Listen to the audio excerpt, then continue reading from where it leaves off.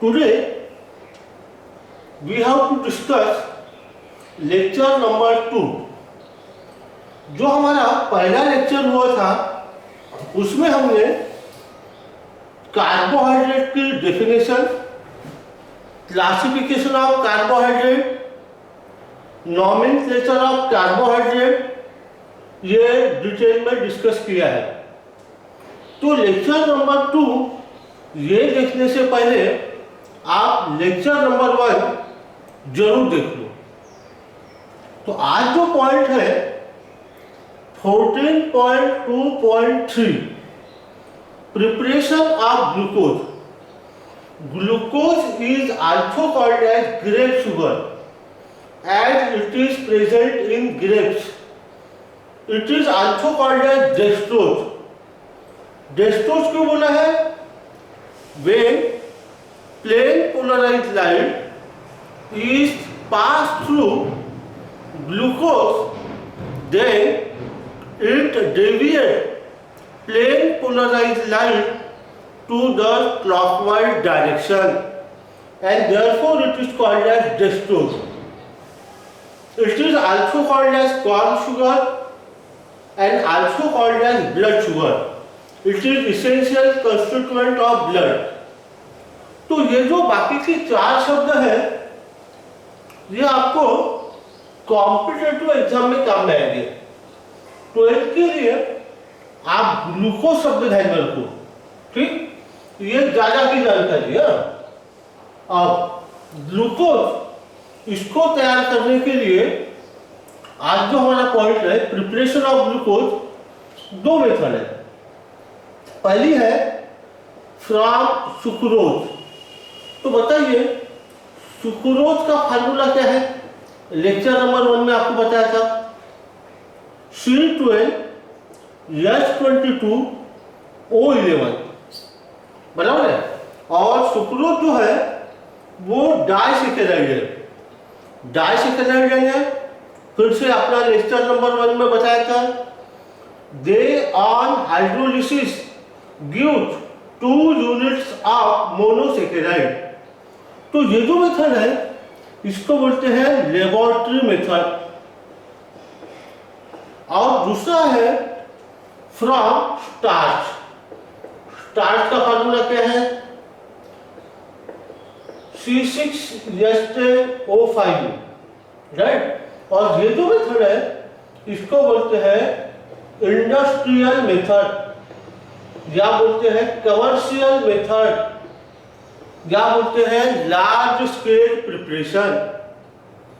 अब इसमें हमको पहले सुक्रोज से देखना है। Sucrose, this is the formula for sucrose.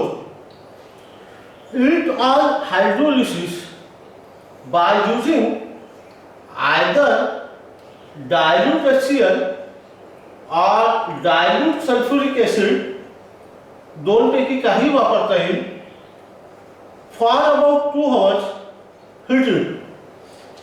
It will give 1 unit of glucose and 1 unit of fructose.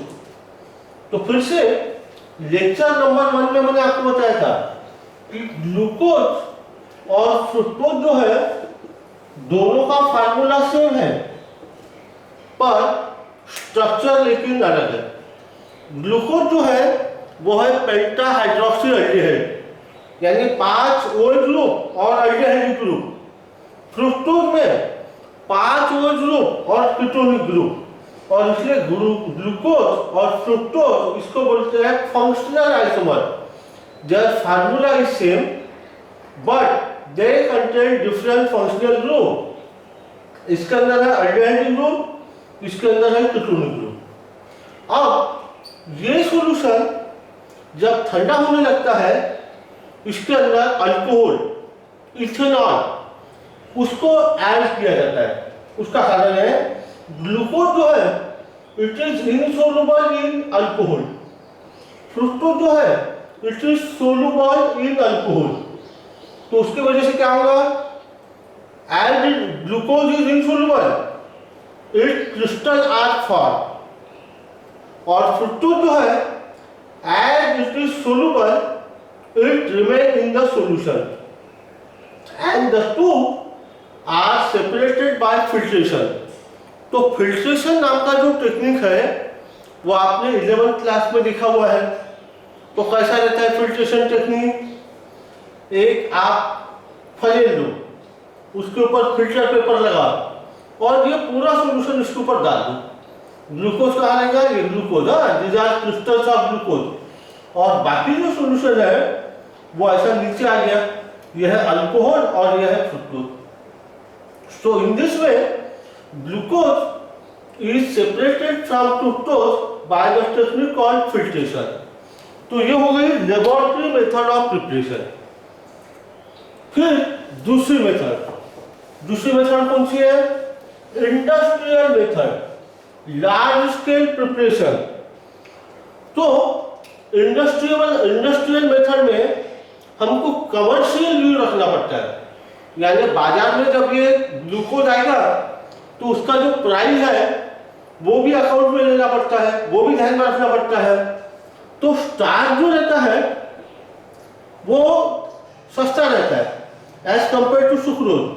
Starch is available from rice, potato, sweet potato etcetera. इसका hydrolysis करो by using dilute sulphuric acid. The hydrolysis is carried out at 393 kelvin at 2 to 3 atmospheric pressure.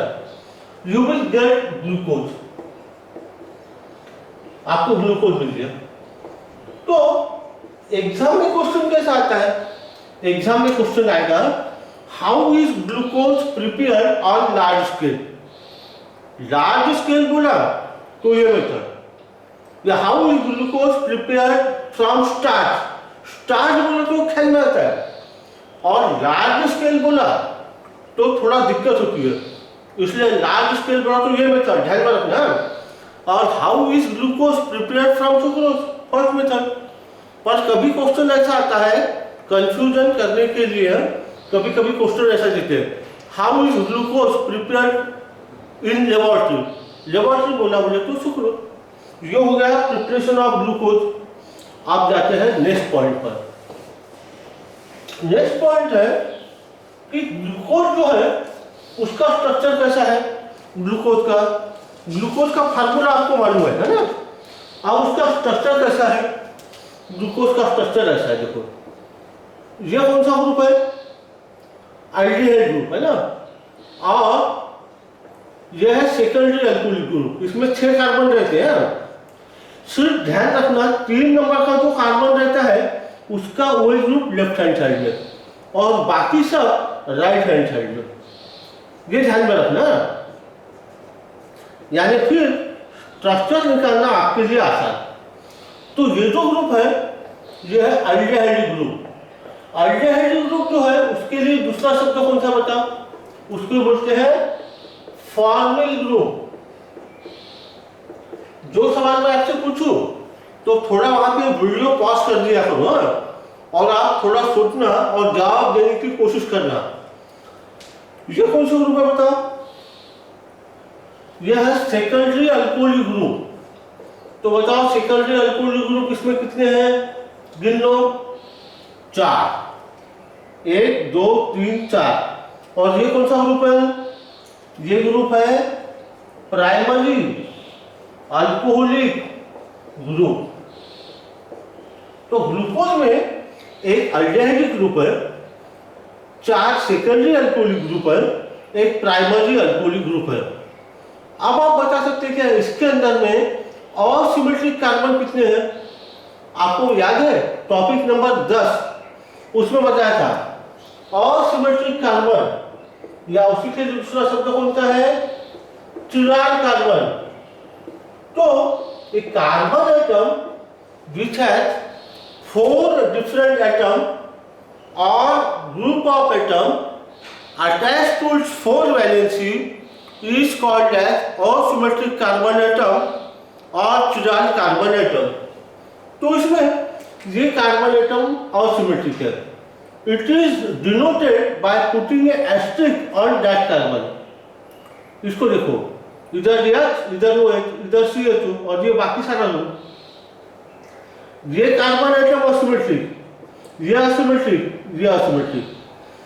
Asymmetric carbon or chiral carbon are indicated by putting asterisk on that carbon atom। तो ये जो carbon है इसको बोलते हैं number 1, aldehyde group है ना, उसके कार्बन को हरदम नंबर 1 देना पड़ता है। 2, 3, 4, 5 and 6। so carbon number 2, 3, 4, 5 they are asymmetric। 4 asymmetric carbon है।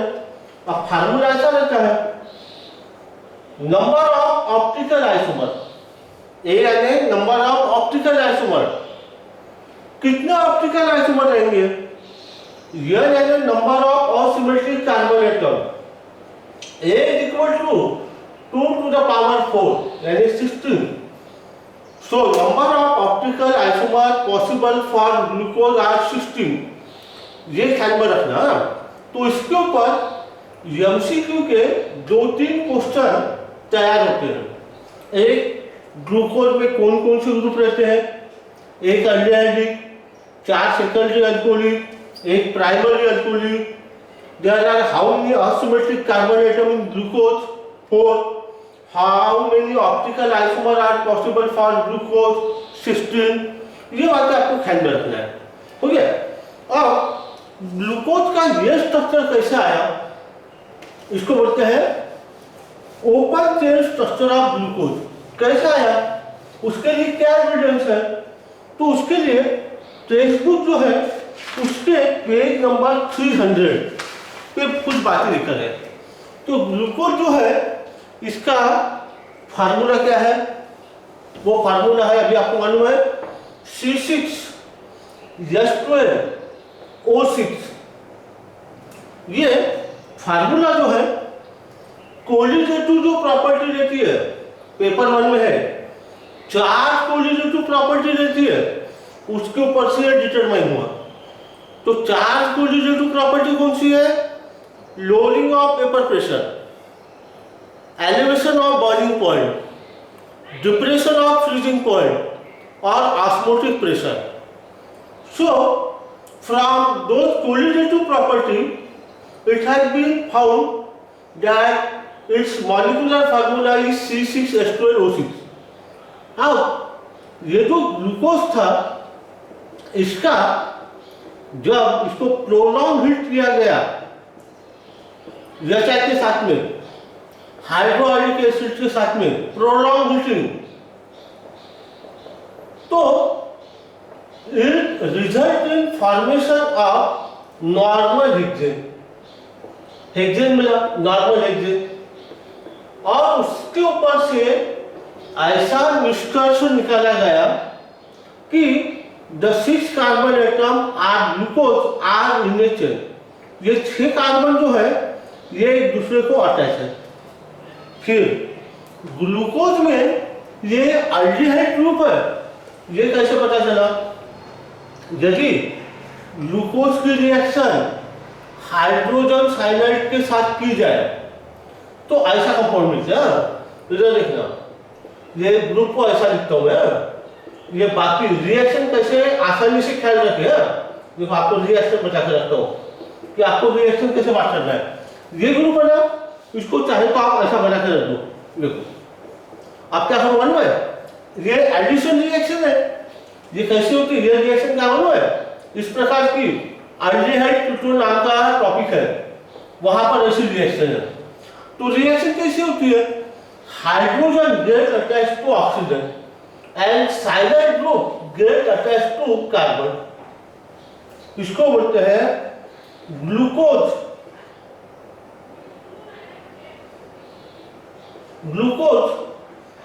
साइनोहाइड्रिन।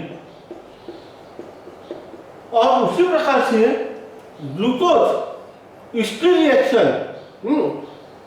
रिएक्शन हाइड्रोक्सिल अमीन के साथ होती है। उसको याद रखता हूं। You will get product like this CHOH 4 time CH2OH।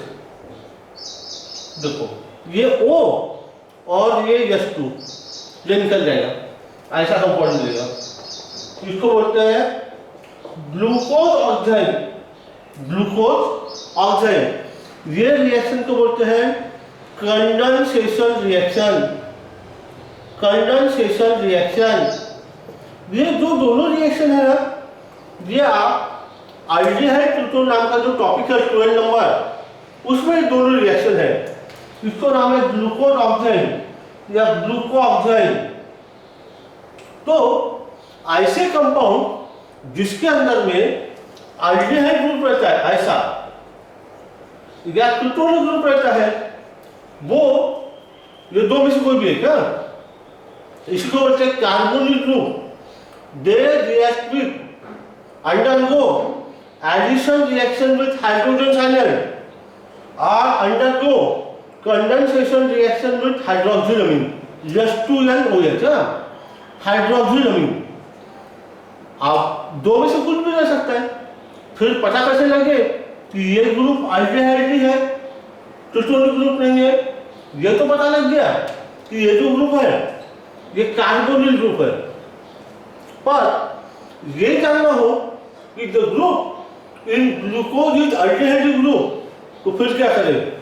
तो उसके लिए क्या किया गया मालूम है?